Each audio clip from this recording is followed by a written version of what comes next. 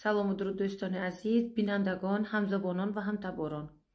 دوستان عزیز، چند ماه پیش با شما تحلیل 6 ماهی که گذشته بوده گپ زده بودیم که تاجیکان دنیا چی گفته بودن، با هم گپ زدیم چی شده بود، چطور مثلا در کدوم موضوع همه گپ میزد دربارهش گپ زده بودیم.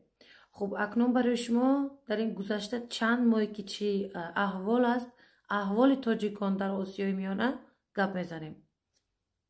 خب دوستان عزیز، بعد از این تحلیلایی که من کرده رفتم و نوار گرفته پخش کردیم، یک کمی تغییرات آمده، روشنگری آمده است بین تاجیکان.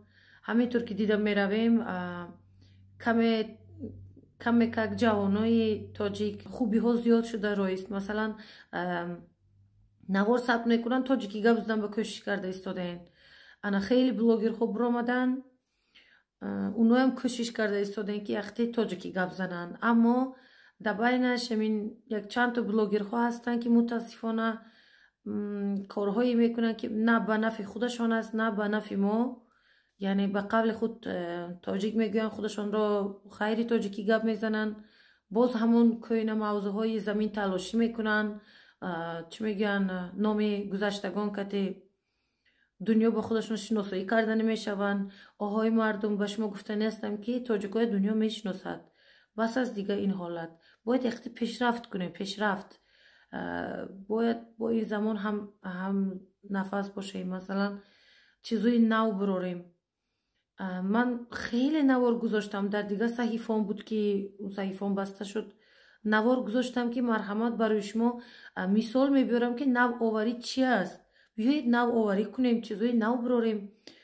با نقش و نگار چسبیدید به خدا. اینش من نقشم دزدیده است میگید. اگر این مسئله، اگر موضوع نیمیتسکی با آلمانی با ترجمه کنم، در گرمانیا مرغ خنده میکنن.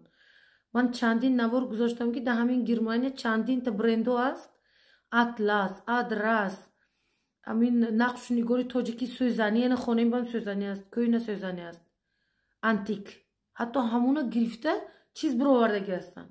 من رفته نمیتونم و یک گردنش گرفت تو از ما دزدیدین نمیشه.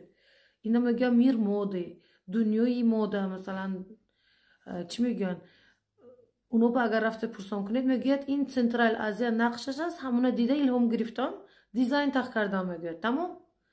با همین خاطر باید پیشرفت کنیم.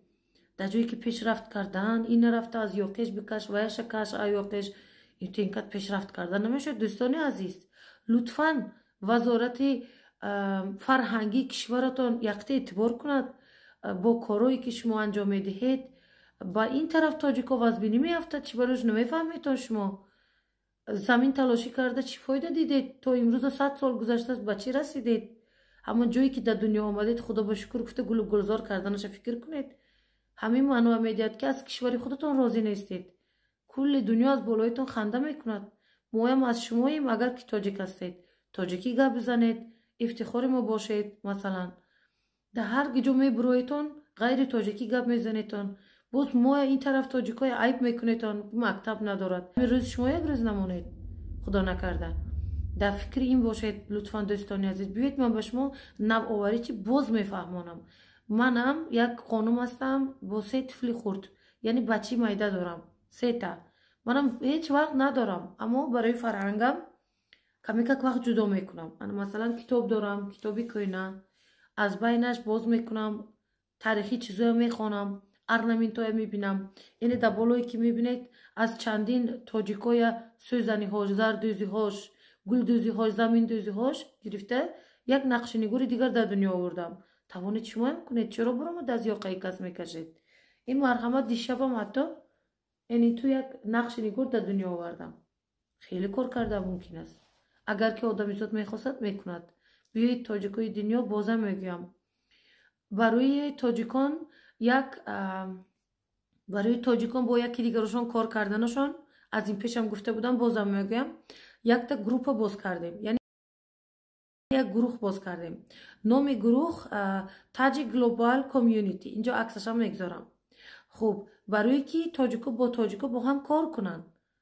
در اینجا همه خود تاجیکا هستن، در اروپا، مثلا در امریکا خیلی زیاد تاجیکا هستن و یکی دیگرشون کمک کنن، 6 ماه ویزا تیان رای باز کنن، مردم بیان کار کنن پس برون سالش به یک بار و وزن اقتصادشون بالا میشود. مردم وزن اقتصادش پایین است، تا هر چیزی راست درست و نادرست باور کرده ایستاده این. از بس که چی میگه غم زندگی در سرشون افتاده و چیزایی که در جایی که پیشرفت کنن چیزایی که در کوینگی چسبیدن.